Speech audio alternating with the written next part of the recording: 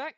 This should be part 5 of the video lessons on semiconductor diodes. So far we've been talking about diodes and understanding all the different kinds of models that we use to study diodes. Yeah, and I also taught you how to do certain calculations involving the simplified diode model. And now I'm going to teach you how we can use the diode.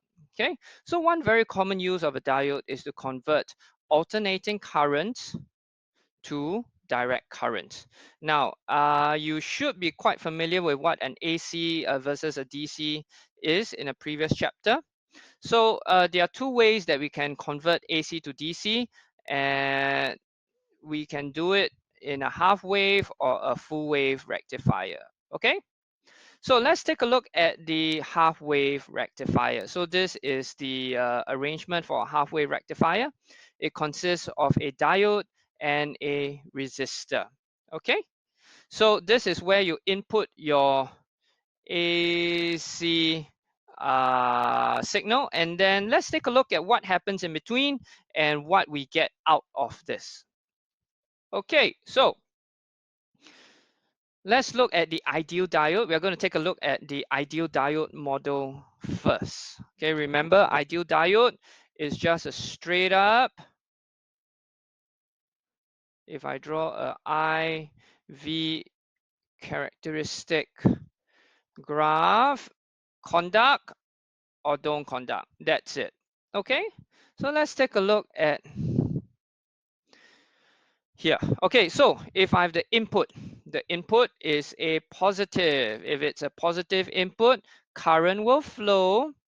And remember, this is a ideal diode, so current flowing through, and the ideal diode acts as a closed switch, and current is able to make its way back.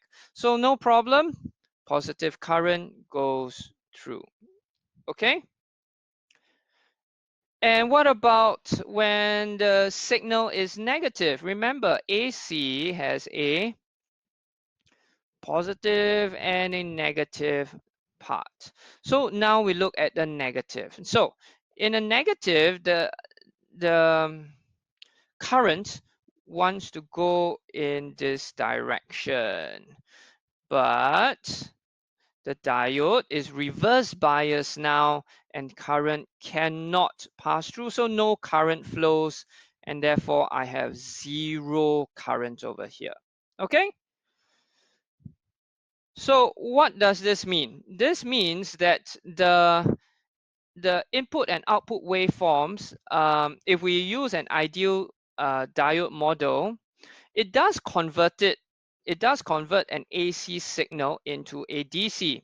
However, during the negative portion part, no current flows, because during this part, the diode is reverse bias. Okay, during the negative portion, the current is reverse bias. So no current will flow over here. Okay? But as I told you before, the simplified diode model doesn't really fully represent what a diode does. Remember, a diode has what we call a forward voltage, a knee voltage, and usually, not all the time, but usually, diodes will need a minimum of 0.7 volts to work. So now we are going to apply the simplified diode model to the half wave rectifier. Okay, so this is the input. Same thing, the input is a AC signal. So during the positive phase, the current wants to go, and over here, current can indeed flow. However, if you remember, for a ideal diode model, we do have the forward voltage to take into account. So therefore, the current only flows when the input goes beyond 0.7. So therefore, at the start, when the input voltage is not at a minimum of 0.7, no current flows. only when you have a 0.7, then current will start to flow. Okay, so this is the difference over here. And once it goes down and goes below 0.7 volts, no current flows. So this is taking into account the ideal diode model. So what we're going to do is that input is the same. Input doesn't change.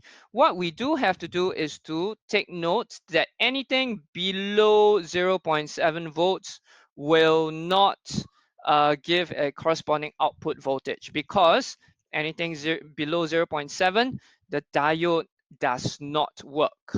Okay, so if I were to draw the same graph, I take note, anything below 0.7 volts, you notice no current flows. Anything below 0.7 volts here, starting from here, no current flows. Same thing, anything below 0.7, no current flows. It doesn't start from here, it starts from here. Okay, so this is a half wave rectifier. It does convert a AC into a DC. Yeah, so there's no negative phase in the output. However, there's a big but. A big but. This is not a very nice signal to use.